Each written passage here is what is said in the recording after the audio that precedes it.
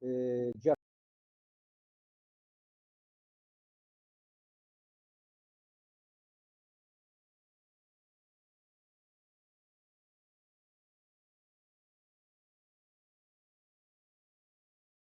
Arthur Avellini, que é neto do conhecido dirigente comunista da região sul, mais especificamente de Rio Grande, Carlos Lima, de Arthur Avellini, que é neto do conhecido dirigente comunista da região sul, mais especificamente de Rio Grande, Carlos Lima Avellini, que era advogado, foi candidato a prefeito de Rio Grande, foi vereador de Rio Grande, foi deputado estadual do Rio Grande do Sul, caçado pela ditadura militar e que tem uma trajetória muito combativa e muito importante. Então, para isto, estamos contando com nosso querido amigo Arthur Avellini e contando também aqui com o camarada Júlio Martins, de Rio Grande, foi presidente do partido em Rio Grande, foi vereador por diversas vezes, foi candidato a prefeito em Rio Grande também, e inclusive teve uma série de parentes, né, que tiveram um contato mais direto com a família do Carlos Avellini. Então, eu começo passando a palavra para o Arthur Avellini, para que ele nos faça uma apresentação inicial dessa trajetória, também, se desejar, se apresente, né, com mais detalhe a todos os companheiros e companheiras. Essa gravação é para o Centro de Documentação e Memória da Fundação Maurício Grabois, no Rio Grande do Sul, e ficará, né, posteriormente à disposição de pesquisadores, estudiosos, lutadores sociais que queiram conhecer essa trajetória de Carlos Lima Avellini. Com a palavra, então, Arthur, tu comandas o nosso depoimento. Inicialmente, uma saudação a todos. Eu quero só dizer, meu nome é Luiz Arthur Avellini de Oliveira, eu sou advogado em Porto Alegre, nasci em Rio Grande e cresci, né? Eu tive contato um contato assim muito pequeno com meu avô, porque eu nasci em 65 e meu avô morreu em 74. Então, eu tenho algumas lembranças dele, mas tudo que eu sei mais especificamente é de ouvir contar, né? De ouvir falar por parte da minha avó, por parte da minha mãe e por parte dos minhas tias avós e as irmãs dele, que eu tive com elas, sim, eu tive um contato muito grande, né? Toda a minha infância, adolescência, início da vida adulta. E então são essas os subsídios que eu tenho para falar do meu avô, né? O meu avô, eu tive contato com ele assim que eu me lembro. A minha infância era de uma infância muito, talvez eu tivesse uns 6, 7 anos e não me lembro bem, mas na prisão. Então a gente ia visitar ele. Nós morávamos em Rio Grande e ele estava aqui no Presídio Central em Porto Alegre. Então tinha aquelas viagens que nós fazíamos para visitá-lo no presídio, já depois da condenação dele. E essas são as lembranças. Eu me lembro que a cela dele ficava aberta, ele tinha uma cela com banheiro, né? E ficava aberta e ele saía. Uma coisa que eu me lembro assim nitidamente, ele me pegando pela mão, indo na barbearia, me apresentando para o barbeiro ali do presídio, né? E depois teve uma outra lembrança que eu tenho muito clara dele, que nós viajamos a Montevidéu para encontrá-lo, né? E por algum motivo que depois foi me dito, meus pais estavam desconfiados que tinham sido seguidos, né? Então, o encontro seria numa praça pública em Montevidéu e naquele momento ele estava num banco e nós sentamos num outro banco e houve troca de olhares, mas foi decidido, assim, não sei de que forma, mas foi decidido não se falar. Então, só nos olhamos, ele olhou para nós, meio disfarçadamente, e eu me lembro dessa cena, né? Porque eu tinha uma expectativa de falar com ele, mas, na verdade, não houve esse encontro, né? Foi só um contato visual. Então, eu não me lembro exatamente qual ano que aconteceu isso, porque meu avô, quando eu vou começar do início, ele entrou para o Partido Comunista em 1941, aos 28 anos, né? E isso aí foi um fato que é contado, que o meu bisavô, Alfredo, pai dele, quando ele veio a Porto Alegre e comunicou ao pai dele que ele estava entrando no Partido Comunista, o pai dele teve um choque e disse: olha, isso é muito perigoso, né? Em 1941, o partido estava na ilegalidade, né? E ele, então, disse que o meu bisavô aconselhou ele: tu tem família, tu tem que pensar nos teus filhos, tu tem que pensar na tua mulher, não tem que pensar em política, enfim. E naquela época ali, ele era tenente do Exército, meu avô. Meu avô era tenente do Exército e ele nasceu em Rio Pardo e em 1941 ele estava não sei aonde, mas em 45 ele já estava em Rosário do Sul, onde nasceu minha mãe. Depois ele largou o Exército e começou a militar na advocacia. É isso quando já estava em Rio Grande.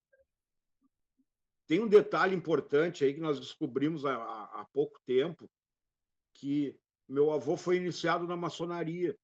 E ele foi iniciado na maçonaria porque tinha uma loja aqui em Porto Alegre, uma loja maçônico, Cônego Antônio das Mercês, que ela era uma espécie de quartel-general, digamos assim, né, de militares comunistas.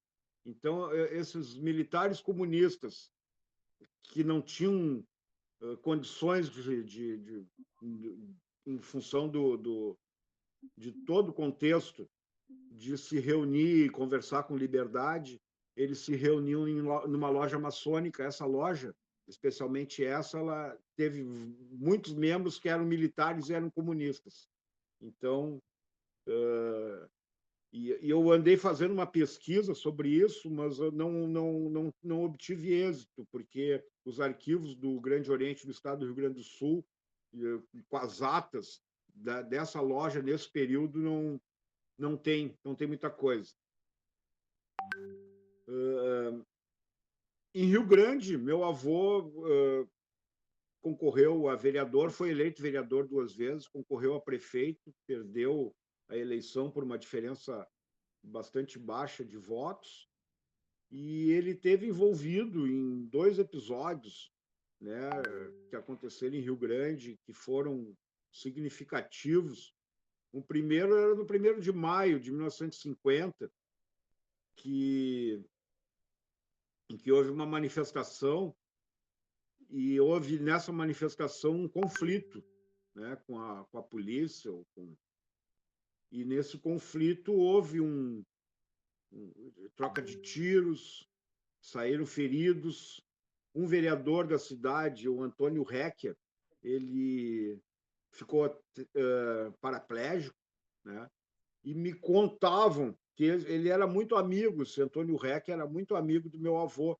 E depois ele ficou preso numa cadeira de rodas e numa cama, e o meu avô visitava ele constantemente, com regularidade, dando apoio, porque eles eram muito amigos. Então,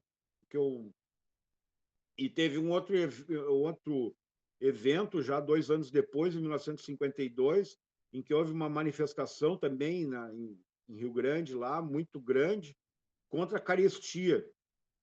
E nessa manifestação, 3 pessoas foram presas, houve mortos, houve feridos, né? E um dos presos foi meu avô. Mas eu não. Existe um artigo sobre o perigo vermelho em Rio Grande, que conta, né? E tem obras que falam sobre isso, mas o que eu sei, basicamente, além do que está ali, é, essa questão do meu avô com Antônio Reck, que eles eram muito amigos, enfim, ele deu todo o apoio quando ele ficou tetraplégico. Uma outra coisa que já avançando um pouco nessa vida política pré-golpe em Rio Grande, indo um pouco além, o meu avô era muito amigo, frequentava a casa dele, o João Amazonas, né? Então eles tinham uma estreita relação. E em 1963, quando houve aquela, digamos assim, divisão entre a União Soviética, uma cisão, né, entre a União Soviética e a China, o meu avô tinha posições muito parecidas com a do João Amazonas, apesar de ele ser do PCB. Depois veio o golpe de 64, durante o golpe, ele tinha sido eleito, um pouco antes, ele tinha sido eleito deputado estadual, mas ele como suplente. Ele não chegou a exercer como... E foi cassado no golpe, um mês depois, e já foi para a clandestinidade, porque aí que entra a questão toda que mais parte que eu posso falar melhor, né? Porque eu vivi, mesmo que eu não tenha vivido com ele, isso aí a família toda sofreu com essa questão e a gente, então, a minha avó era advogada em Rio Grande, dividia a banca de advocacia com ele e a minha avó foi a maior vítima disso aí tudo, porque ela, além de advogar, ela era também professora na Escola Estadual Lemos Júnior. E a perseguição política fez com que ela perdesse o cargo de professora, né? Que ela fosse perseguida pelos juízes da comarca, pelo delegado, e ela fazia de tudo. Ela era tanto a advocacia criminal quanto a advocacia trabalhista, que naquela época não existia uma justiça especializada do trabalho, eram várias únicas, né? Então, os juízes eram o juiz da comarca era inimigo do meu avô, o delegado era inimigo do meu avô, e ela, como advogada, mulher, nos anos 60, esposa de um foragido político. Então, a vida para ela ficou muito difícil. Ela teve vários episódios. Teve uma vez que ela estava numa audiência e invadiu a sala de audiência, foi invadida por um destacamento do Exército para levá-la presa, né? Numa coisa assim, não respeitaram nem o juiz, nem a audiência, nem nada, levaram ela presa para prestar depoimento, para dizer aonde que estava o Carlos Avellini. O meu pai que era genro dele, trabalhava na época na companhia Hering, lá em Rio Grande, e um dia ele sai do trabalho, e na saída do trabalho, final de tarde, era inverno, ele é preso, é colocado numa viatura e trazido para Porto Alegre. E a minha mãe, ninguém ficou sabendo, ele não chega em casa, e foram atrás dele. A minha mãe foi primeiro começou, ele não apareceu, ela ficou preocupada, tentou entrar em contato com os colegas de trabalho, ninguém sabia de nada.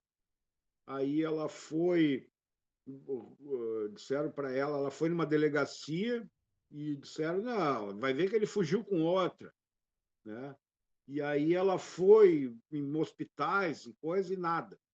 E ele aqui, em Porto Alegre, preso, foi levado lá para o 18, no quartel do Exército, e meu avô paterno, ele tinha um irmão que era coronel do Exército. E o meu avô, então, pediu a interferência desse irmão dele, e o irmão dele disse assim, olha, e deve ser por questão política, eu não vou me meter. né? Porque ele está envolvido em política. E aí o meu avô disse, não, ele não está envolvido em política, isso aí é o sogro dele que é comunista, ele não é. E aquelas coisas. E aí esse meu tio-avô, ele que era coronel, ele conseguiu a localização dele e disse para o meu avô, fica descansado que ele tá preso, mas só estão averiguando. Não vai acontecer nada com ele. Se ele não tem nada a ver, não vai acontecer nada com ele. E o meu pai conta que ele, nessa prisão, ele não foi torturado, mas sofreu tortura psicológica, porque ele ouviu gritos de pessoas sendo torturadas, e era um inverno, estava muito frio, e ele não tinha roupa, não tinha cobertor, ele passou 2, 3 dias preso, passando muito frio, e ouvindo, né, gemidos e coisa, e ouvindo gritos de torturados, de pessoas sendo torturadas ali, até que pegaram, liberaram ele, e ele veio, não trouxeram de volta, largaram ele lá em Porto Alegre, lá, enfim.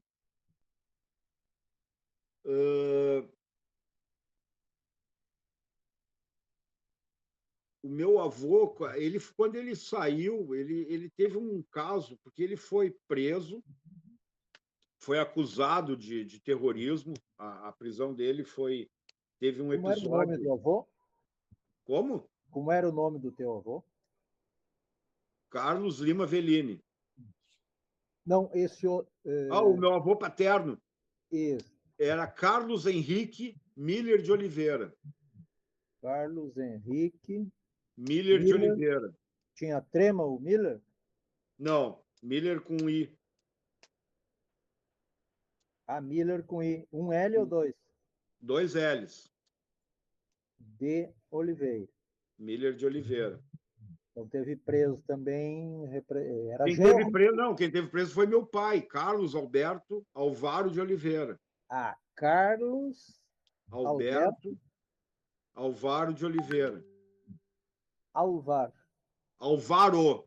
É Álvaro sem acento. Tá. Alvaro de Oliveira. Isso. Tá, beleza. Para a gente registrar.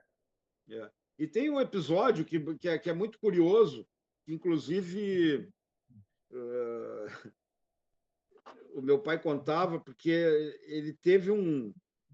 Ele estava com frio nessa cela que ele estava lá, e apareceu um capitão do exército, né? E o capitão pegou e ofereceu para ele um cobertor, e o meu pai, que era uma pessoa orgulhosa, né, e disse assim, eu não, eu não transijo com o inimigo, não precisa me dar o cobertor. E aí ficou naquela ali, né? Mas depois ele veio a saber que esse capitão era o Lamarca, que estava em visita a Porto Alegre. Mas o meu avô, quando ele teve um episódio em que ficou sabendo que um avião da FAB, um avião americano, aliás, norte-americano, faria um pouso em direção ao Chile, ou não sei aonde, e que ele passaria uma noite aqui no Salgado Filho. Então, ele planejou fazer um atentado contra esse avião em solo, né, destruindo, danificando o trem de pouso desse avião para que ele não subisse, não conseguisse decolar no dia seguinte. E aí ele tinha um companheiro que trabalhava no Salgado Filho, esse companheiro pegou, avisou ele foi, deu entrada, ele entrou, foi lá, mas era ele foi botar um dinamite, alguma coisa assim no trem de pouso do avião, e o tempo, que estava úmido, não fez o dinamite, não explodiu, então deu errado, a questão toda não funcionou. E acabaram descobrindo. E quando descobriram, foram direto nesse companheiro dele, né? E o companheiro entregou ele.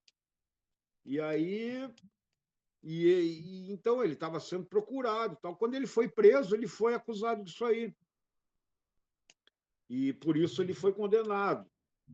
E a prisão dele é um outro detalhe, é um outro capítulo, né? Que Mas quando ele foi condenado e veio a cumprir pena no presídio central.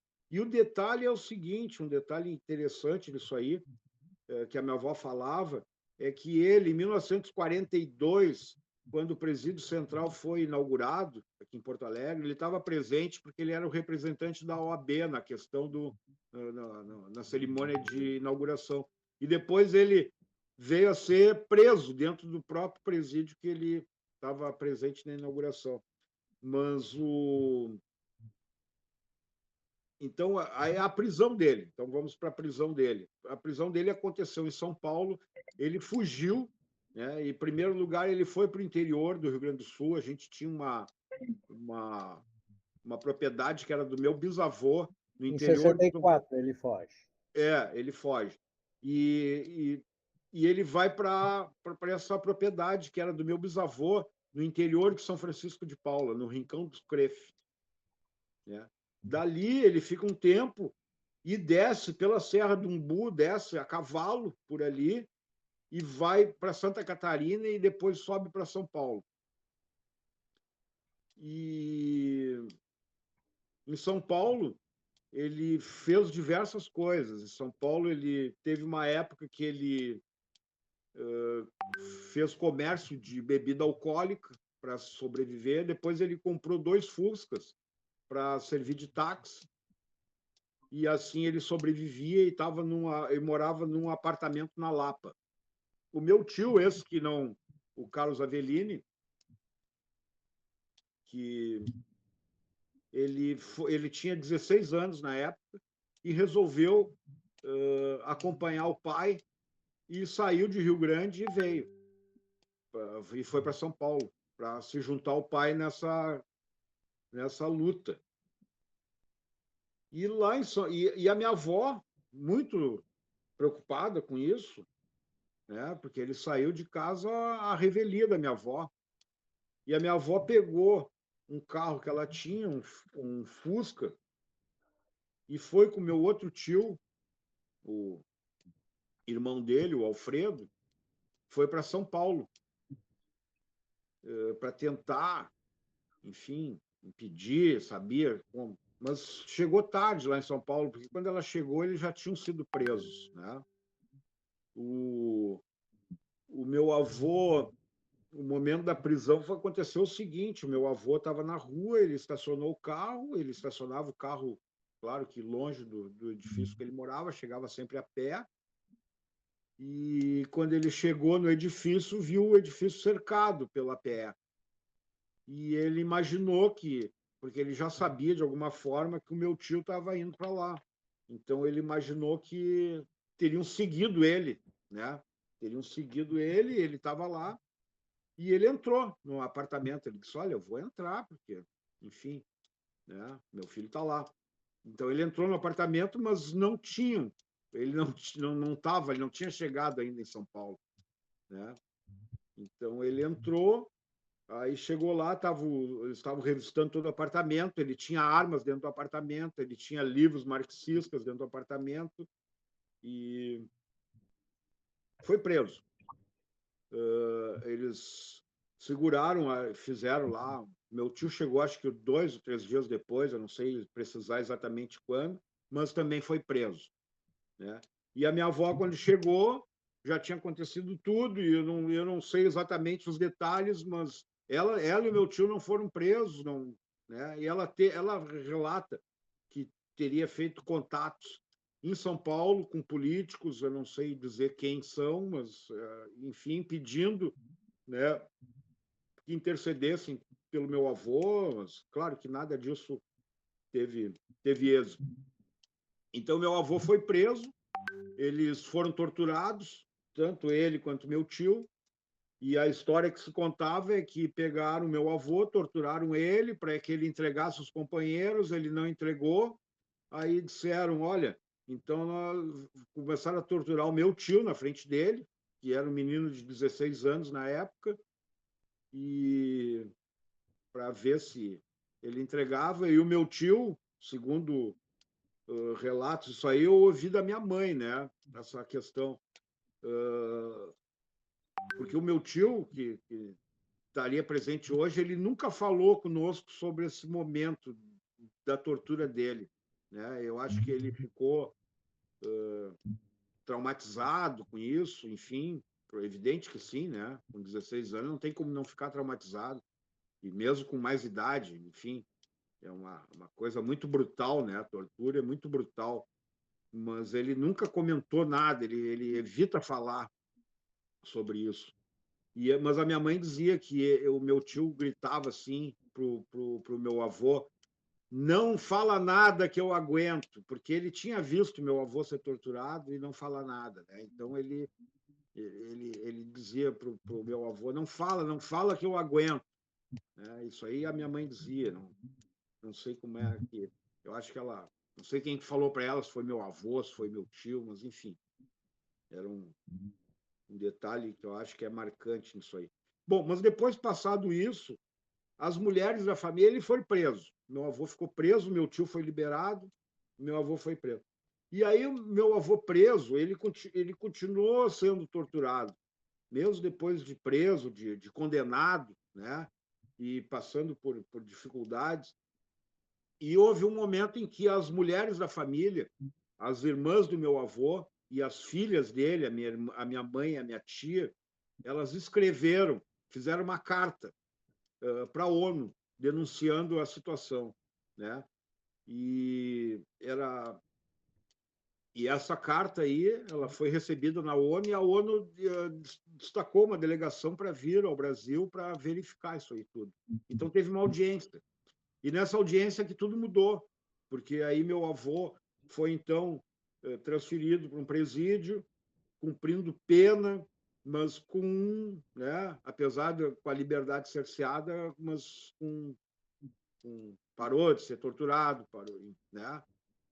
E, e aconteceu um fato raro né, nesse período conturbado da história brasileira, que foi a fuga, né? Uma fuga do presídio de um preso político. Era muito raro isso, não sei se teve outros casos, talvez tenha tido, mas o meu avô fugiu do presídio e depois esse meu tio, Carlos Cardoso Avellini, conta que depois, já na Bahia, o meu avô falava para ele que do presídio a gente sempre sai pela porta da frente, né? E o que o meu avô fez foi uma fuga. Ele fugiu disfarçado, levaram para ele a minha tia, a irmã dele, minha tia-avó, a Emilce Avellini, ela levava para ele roupas, peças de roupa, né? E ele, com aquilo ali, ele fez no Carnaval de 1970, ele ele aproveitou a troca da guarda, já estava tudo planejado, aproveitou a troca da guarda, então ele entra no banheiro da cela dele, ele entra no banheiro, ele troca os óculos, eles levaram para ele outros óculos, ele troca os óculos, troca o penteado, raspa o bigode, coloca um terno e uma gravata, né? E quando sai um guarda e chega o outro, ele estava no banheiro, o guarda sai, ele volta para o quarto. Quando chega o guarda, ele diz para o guarda: olha, eu já estou atrasado, o Avellini está no banheiro, tu abre aqui para mim e deixa um abraço para ele. E o cara abriu e ele saiu e foi direto para frente do presídio e estava chegando um táxi com alguém descendo, ele esticou o dedo, pegou o mesmo táxi e dali ganhou o mundo, né? Ele fugiu por via rodoviária para o Uruguai. Depois do Uruguai, ele foi para a Tchecoslováquia. Na Tchecoslováquia, ele vai para a União Soviética. Na União Soviética, ele descobre que estava com câncer. Ele tinha um câncer no intestino. Descobre isso na União Soviética. E eu não sei de que forma ele volta para o Brasil com documentos falsos. Então, com o Nelson Mesquita Pérez, com o nome de Nelson Mesquita Pérez, ele vai para a Bahia, na cidade de Eunápolis, e lá ele adquire uma chácara na zona rural de Eunápolis e leva uma vida pacata até a morte, em 74. Ele segundo meu tio, ele também militava politicamente lá na Bahia, inclusive teria ajudado na eleição de um vereador da cidade, né? Mas esses detalhes eu não sei dizer exatamente como aconteceu. Essa chácara ele adquiriu com a ajuda do meu pai, né? Meu pai ajudou financeiramente ele no retorno, e essa ajuda, não sei exatamente de que forma aconteceu, mas ele deixou uma carta, o meu avô, ele fez uma carta antes de morrer, 4, 5 dias antes de morrer, ele estava pressentindo que estava morrendo, e ele já estava internado, já numa situação bem precária, né? Terminal quase. Quase não, já estava numa situação terminal. E ele, nessa carta, ele agradece aos parentes e tal, e recomenda ali que tudo seja vendido, que seja pago o Carlos Alberto, que é o meu pai, e com o dinheiro que sobrasse e fosse dado para a companheira dele, a Maura, né? E, enfim, ele faz umas disposições assim de última vontade, tentando organizar, né? Preocupado com o que viria a seguir, tentando organizar e a preocupação maior é que meu pai não ficasse no prejuízo. Então, nesse período que ele estava na Bahia, eu principalmente, eu tinha uma comunicação com ele por carta, né? Então eu não sei como é que se dava isso aí, porque eu tinha, sei lá, tinha 9 anos, né? Mas eu me lembro das cartas que eu recebia dele, que eu escrevia. Agora eu não sei dizer exatamente como que se dava isso aí, porque muito possivelmente a minha mãe é que enviava e recebia, né? Mas havia essa comunicação por carta e ele sempre muito preocupado. Infelizmente, eu não tenho essas cartas, porque se perderam com o tempo, né? Essa troca de correspondência. Mas ele sempre, o que eu me lembro é que ele perguntava coisas do nosso dia a dia, né? Do como estava, dizia que tinha saudade, enfim. Então, ali se termina a história. Depois, prossegue da seguinte forma: o meu avô, ele foi feito, a família fez um convite para uma missa de sétimo dia na igreja Santa Terezinha, né? E aí nessa missa de sétimo dia foi os agentes da ditadura estavam lá, né? Dava para notar e ficaram e perseguiram, foram em cima da minha tia-avó, foram em cima do meu pai, foram em cima da minha mãe, para saber o que estava acontecendo, onde é que ele estava escondido, porque eles nunca aceitaram que ele estava morto, eles achavam que isso aí era uma forma da família dizer que ele estava morto, mas que, na verdade, ele não estaria. E ele nunca foi anistiado, né? Em razão disso, ele não ele era ele estava num limbo. Por um lado ele estava morto, por outro lado ele estava vivo, nunca houve uma definição disso. E a minha avó, ela ela fala que isso aí só foi se definir depois de 79, depois da anistia, né? Que eu acho que foi em 82, finalmente em 82, que saiu uma certidão de óbito dele, no nome dele, né? Porque ele foi enterrado lá no cemitério de Eunápolis, com o nome de Paulo Mesquita Pérez. E eu me lembro que a minha mãe se comunicava com o administrador do cemitério e mandava regularmente, não sei se uma vez por ano, mandava regularmente uma quantia, mandava essa quantia, ela mandava por envelope, o dinheiro dentro do envelope lá para o cemitério para a manutenção do túmulo dele, né? E os restos mortais dele nunca foram tirados de lá. Não sei hoje como é que está isso aí, mas nunca foram tirados de lá e nós temos aqui um túmulo da família no São Miguel e Almas, onde está ali o nome dele, mas é só o nome, não tá, os restos mortais não estão ali. Os restos mortais continuam na Bahia. Essa altura, eu acho que aquele túmulo já foi, né, reutilizado. Enfim. E a minha avó, então, em 96, em 1996, no governo Fernando Henrique Cardoso, ela entra com pedido no Ministério da Justiça de indenização. E ela morre em 98 sem receber esse dinheiro. E a comissão da anistia foi deferir uma indenização só em 2014 para a família, né? E uma indenização que ficou muito aquém do sofrimento, né? Porque naquela época estava limitada a R$ 100.000. Então, foi, foi isso. E, e nós, da família, essas memórias, né? Essas vivências, eu particularmente, né?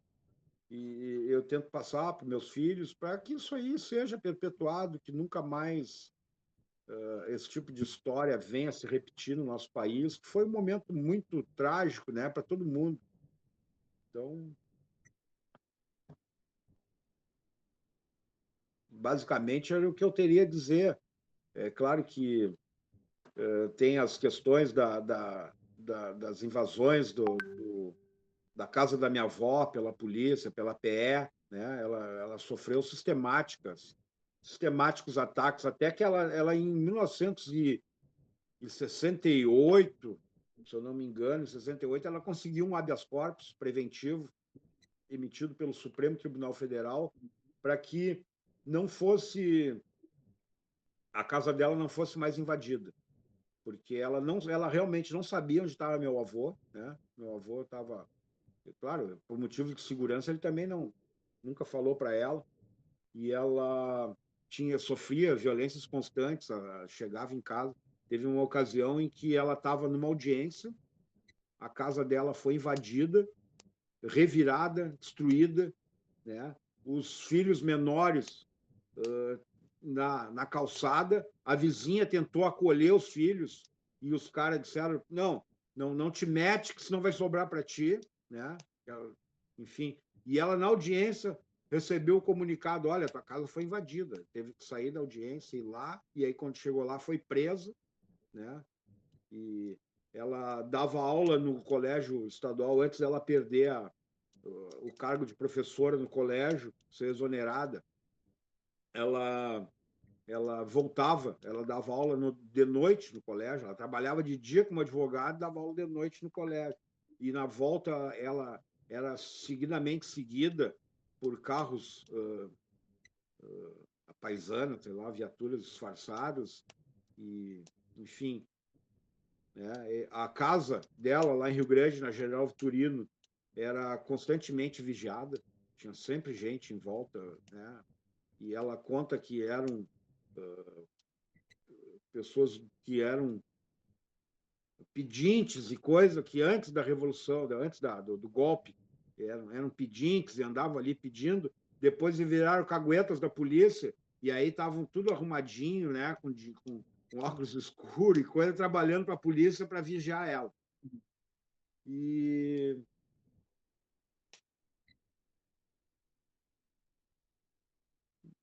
são essas ela a minha avó ela teve muita dificuldade, né? Ela imagina só, ela ficou e passou por inúmeras dificuldades mesmo com essa questão toda. E ela ficou, né? Desde 64, ela tinha uma filha que já era maior de idade, a minha tia Emilce, a filha mais velha dos meus avós. Depois, a segunda filha era a minha mãe, a Tânia. Aí a minha mãe casou também, e ela ficou com dois filhos que eram menores, né, com ela, sozinha. E criando eles. O meu tio, esse Carlos Cardoso Avellini, ele se formou em jornalismo, né? E teve Ele foi para Brasília, foi repórter, foi jornalista repórter não, jornalista da revista Planeta, e ele é o maior pesquisador da vida do meu avô, né? Ele sempre, os filhos que eram mais próximos do meu avô eram ele e a minha mãe, né? A minha mãe, a gente aprendeu a gostar do meu avô graças à minha mãe. A minha mãe tinha uma verdadeira idolatria por ele, né? Meu avô. E ela sempre fez questão de contar as histórias, de fazer com que a gente soubesse, né, de tudo. Minha mãe é falecida, infelizmente ela faleceu no acidente de carro em 1990, né? Mas ela sempre fez questão de passar para nós toda a história. E o meu tio também. Meu tio ele é um pesquisador, ele tem textos sobre ele.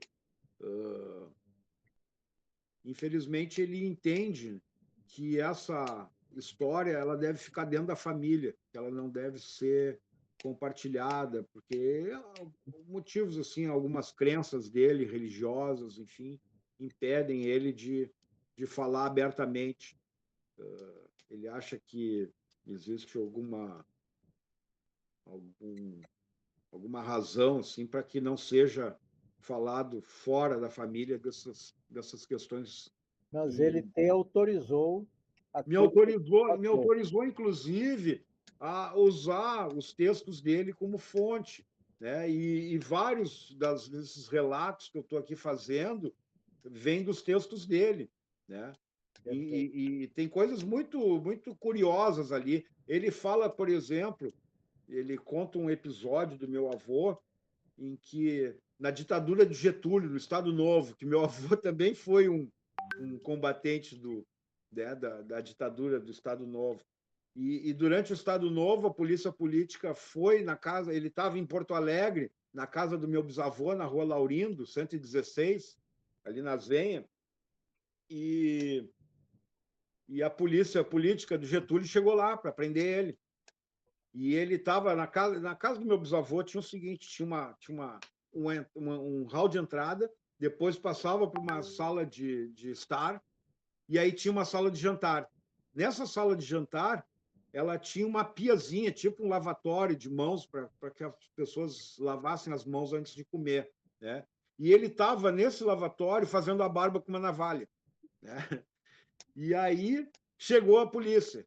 E os caras entraram, e ele com o rosto ensaboado, fazendo a barba ali, ele disse para os caras, assim, naquela época eles eram mais ingênuos, né?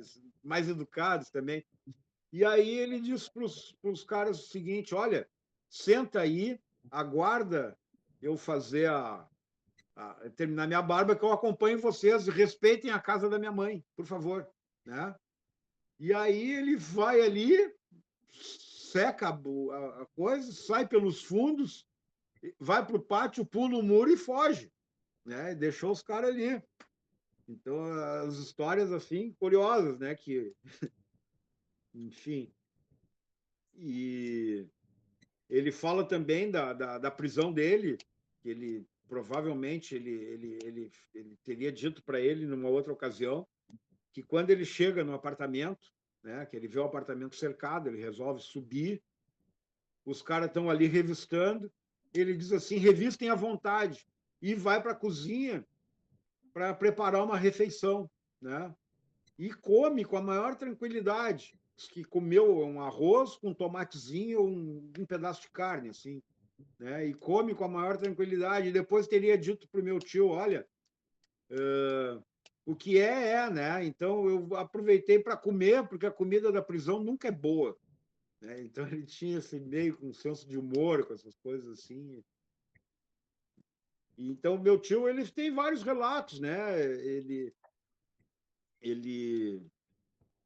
e ele me autorizou, né? Justamente a me fazer, a me valer disso aí.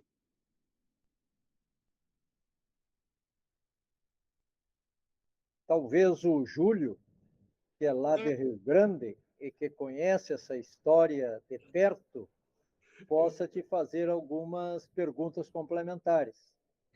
Ei, Arthur, eu tá acompanhando esse teu relato e assim, ó, claro, o que eu sei é por terceiros, pelos meus avós, outros camaradas aqui do partido que eu conheci, pessoal antigo, essa coisa toda.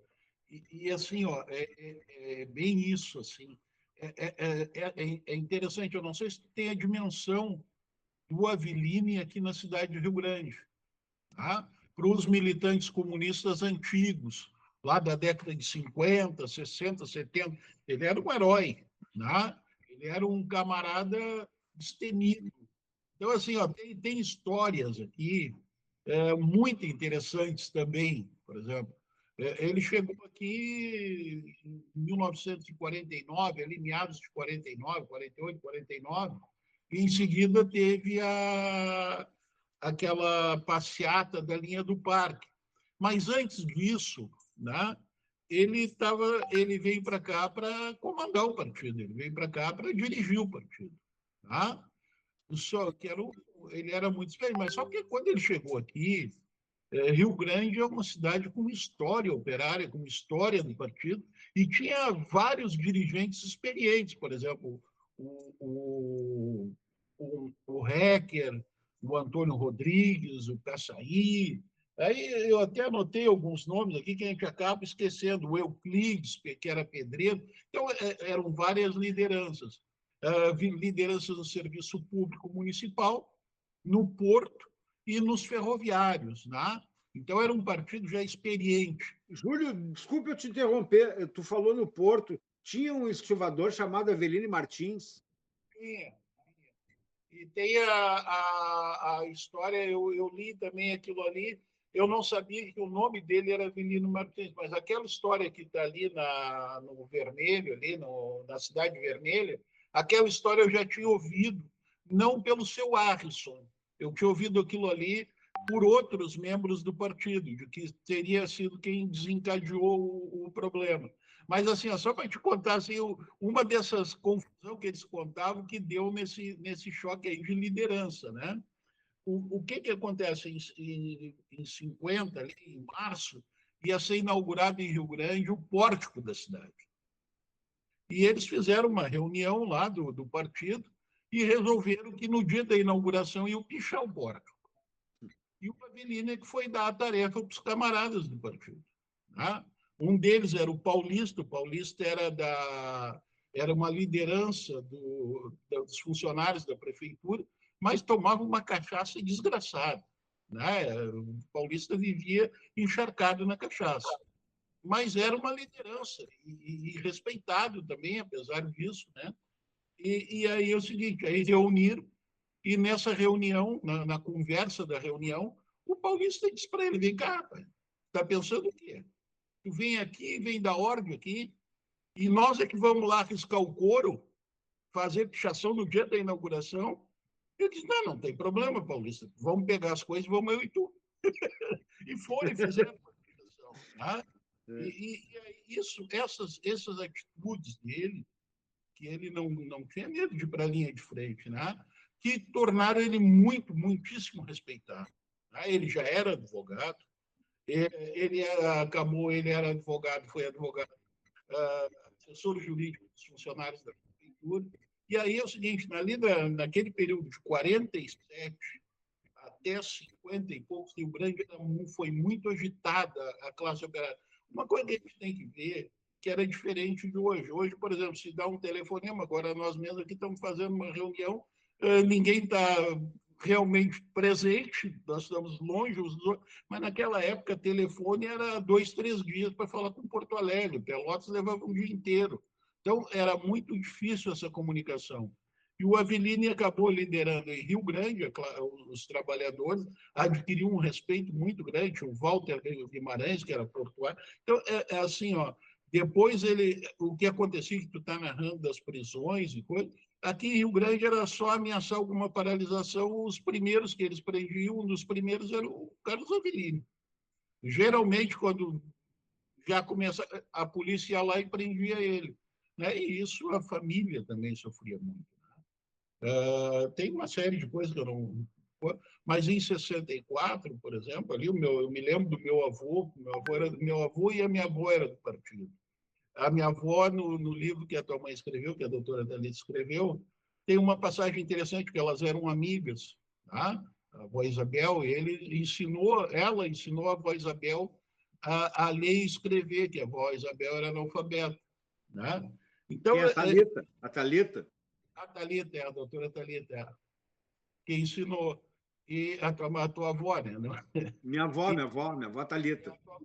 E ela montou uma escola na casa da minha avó, eles montaram uma escolinha lá para ensinar, porque na época era na Cidade Nova.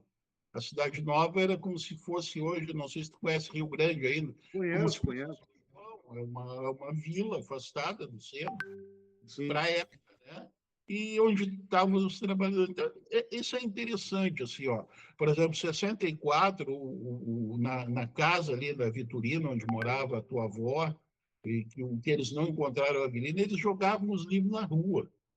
Aqueles livros que tinham da biblioteca de advogado e coisa, os camaradas, a polícia ia lá e qualquer problema a polícia ia lá. Não só na casa do doutor Avelino, mas tinha outros também que eles faziam isso. Né? Uma coisa interessante ali que eu vi no relato do teu tio e coisa, é que ele ia falar as casas dos dirigentes que ficavam aqui, quando tinha o partido aqui, tinha casas, quando começava a organizar alguma manifestação mais forte, a direção do partido saía de casa e ia para essas casas dos militantes. Né? O que era isso? Porque ele falava aqui o seguinte, que tinham 10 casas, né? Que eram destinadas à clandestinidade dos dirigentes do PCB. Isso aí é o seguinte, ó. O partido aqui, como eu estou dizendo, era forte, grande, e tinha muito pessoal da periferia no partido, muitos trabalhadores de periferia. Então, eles tinham casas, depois de 64 continuou algumas casas havendo, onde o pessoal não era muito visado pela polícia. Tá? Então, quando estava organizando alguma atividade, por exemplo, como a greve de 52, tá? Em 51 teve uma greve, primeiro dos trabalhadores da prefeitura, em função da caristia e da carne verde, cara, e em 52 teve uma grande paralisação. Então, esse pessoal, o Avelini, o Caçaí, o seu Antônio Recchia, o Margário. O Margário era que é um homem interessantíssimo, era um pedreiro, tá?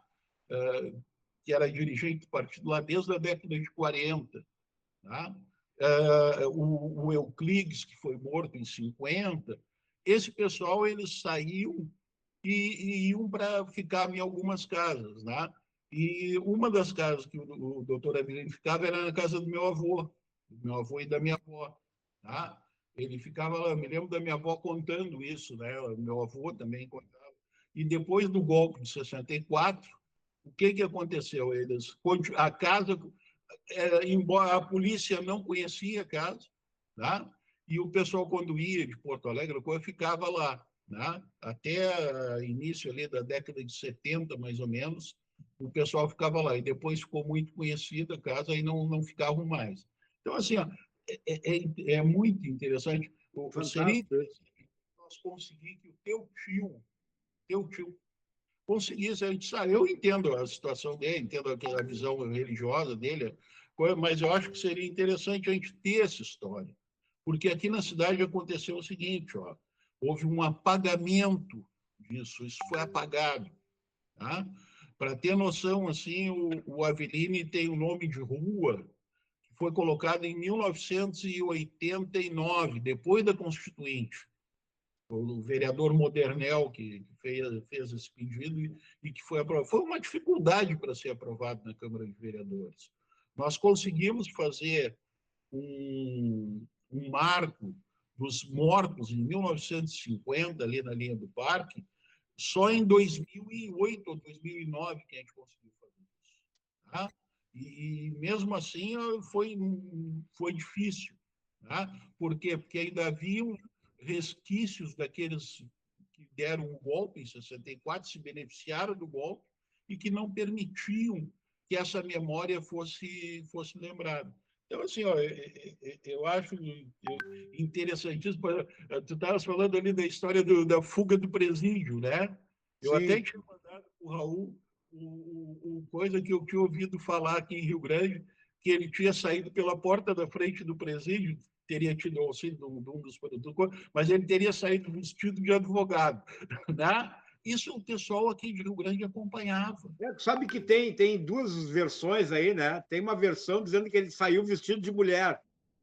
Não, E, aqui chegou, e aqui era essa. Ele se vestiu, ele se arrumou, se vestiu de advogado é, e conseguiu sair. Então, assim, para te ter uma ideia, isso foi em 60, quase 70, tá? A cidade, aqui o pessoal militante, eu estou te falando assim da minha família, porque depois de 64, a minha avó, ela passou a ser a pessoa que fazia o contato, que fazia a arrecadação financeira fora do partido, que havia um auxílio às famílias do partido, dos perseguidos, alguma coisa, eles conseguiam algum recurso. E a minha avó, como era uma pessoa humilde, ela era lavadeira de roupa, esse troço todo, então ela tinha uma facilidade de circular. Então, ela, boa parte, ela fazia essa circulação e recolhia alguns recursos de algumas pessoas e levava alguns dirigentes do partido que distribuíam. Eu me lembro dela ir na casa do... Faleceu até há pouco tempo, não esqueci. O senhor Antônio Rodrigues, foi vereador também, era dirigente de muitos anos, faleceu faz uns 5 anos, eu acho. Com 90 e tantos anos. Então, assim, e essas histórias permeavam. O pessoal acompanhava a vida do Avelino. A história que ele foi preso em São Paulo, o teu tio foi torturado, preso junto, isso era de conhecimento das pessoas aqui. São coisas assim, ó, que eu ouvi quando era guri. Eu estou com 63, eu nasci em 59, né? Quando eu era guri em casa, eu ouvia essas histórias do meu avô lá, e a minha avó às vezes conversando, ou algum dirigente que às vezes passava por lá e conversando. Então, eu acho que não dá para deixar se perder. Eu acho que a gente tinha que tentar convencer o teu tio, o Carlos, né? Porque ele é uma das poucas pessoas que vivenciou isso, que está vivo. Né? é, Aqui, nós perdemos isso. Por exemplo, hoje já morreram quase todos. O último a falecer foi o seu Ávila, que era um dos dirigentes do partido aqui, faleceu também já faz uns 5 anos. Então, assim, ó, para não deixar perder a história, né? Não deixar eles exatamente. apagarem a história da cidade, apagar a história da luta dos trabalhadores. Então, é isso, senhor Arthur. É. Júlio, sabe que eu não sabia dessa rua com o nome dele? Em 89, foi. Oi, eu posso te passar aqui, ó, ela fica aqui no Jardim Humaitá. O outro entra no Google e bota Eu lá vou o nome. fazer isso, eu vou fazer isso. Tu vê, eu acho que ninguém sabe da nossa família, dessa rua. Eu achei que eu soubesse. E nós, Não. Mandas a lei, eu te passo depois o contato do Arthur e vocês se contactam.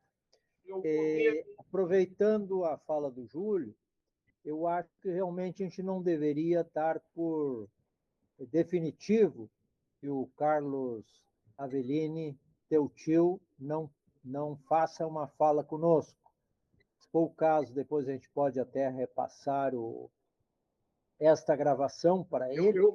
Olha só, eu acho que é importante, mas eu quero dizer assim, ó, pelo que ele me falou, ele está disposto a falar comigo. Então, talvez eu faça alguns encontros com ele, grave, se ele permitir, né? Porque Claro, eu acho que a restrição dele é falar em público, falar para demais pessoas. mas aqui não é em público, é um Não é, mas ele. companheiro de Rio Grande, É, senão os três podem conversar junto. Aí vocês vejam. Tu terias, Júlio, algo mais também a colocar? eu acho que a questão do Carlos É é um uma pouquinho questão. baixo o som. Eu acho que tu ficou meio longe do computador. Não, eu acho que a questão do Carlos é uma questão filosófica. Tá? Então, assim, isso está profundamente enraizado pelo jeito. Assim, eu tive dando uma olhada ali nos livros do teu tio, tá? Quando botou o nome dele, eu já mais ou menos sabia. Os teus dois tios, né, eles foram mais para essa questão religiosa, para essa questão transcendental. Teosófica.